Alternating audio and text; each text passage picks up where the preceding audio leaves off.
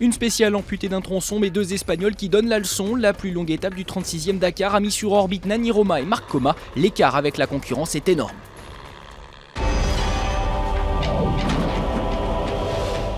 Maudit, tenant du titre. Au lendemain des déboires de Stéphane Peterhansel, Cyril Després abandonne 40 minutes à la concurrence sur les roues de Chilecito.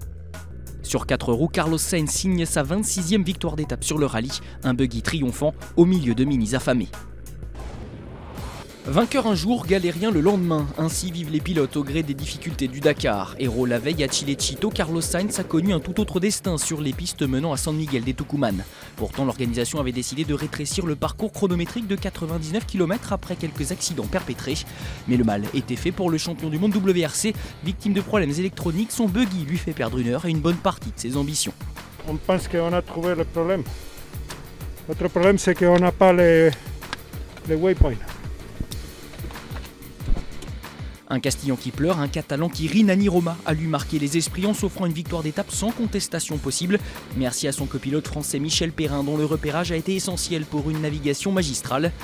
Tout le monde ne peut pas en dire autant, le jardinage a été à la mode dans le désert du Campo de Belén.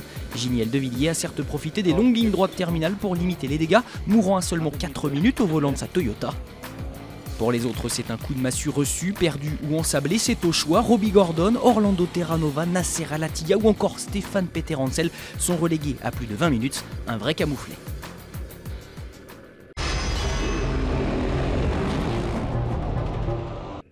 Il est 4h45 quand Juan Pedrero Garcia ouvre la voie. Devant lui, 900 km pour s'étalonner. À sa gauche, la Cordillère des Andes pour l'escorter.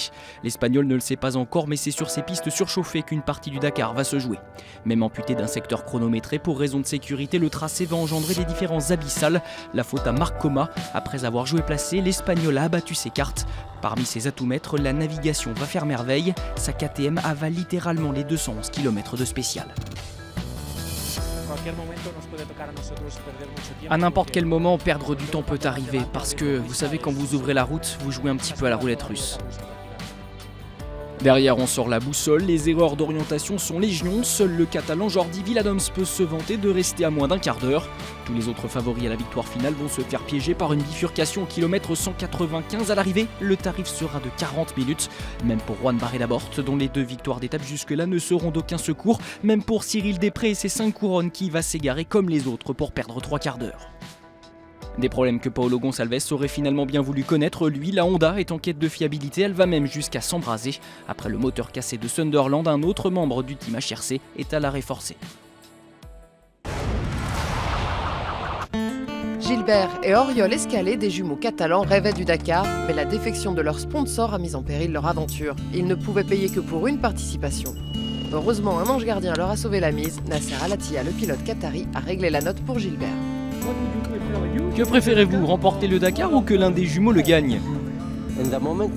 Pour l'instant, que ce soit moi. Vous savez, je suis si heureux. C'est le plus beau cadeau qu'une personne puisse me faire. Mille merci à Nasser. En moto, on retrouve 3 KTM aux 3 premières places de l'étape. Barré-Laborte 17e, Cyril Després 18e. Quelques cadors ont perdu très gros aujourd'hui. La preuve au général où l'avance de Coma sur son dauphin est désormais de plus de 40 minutes. Enfin chez les autos, Nani Roma a creusé sensiblement l'écart. Robbie Gordon réussit sa meilleure étape depuis le départ. L'ancien leader Carlos Sainz termine 11e. Enfin au général, 4 mini trustent les 4 premières places. Vendredi, derniers efforts avant la journée de repos, encore plus de 400 km de spécial pour rallier Salta. Les pilotes retrouveront l'ivresse de la vitesse sur la mythique piste 40 qui traverse l'Argentine du nord au sud. Dans le rétroviseur de nos aventuriers, encore des paysages à couper le souffle.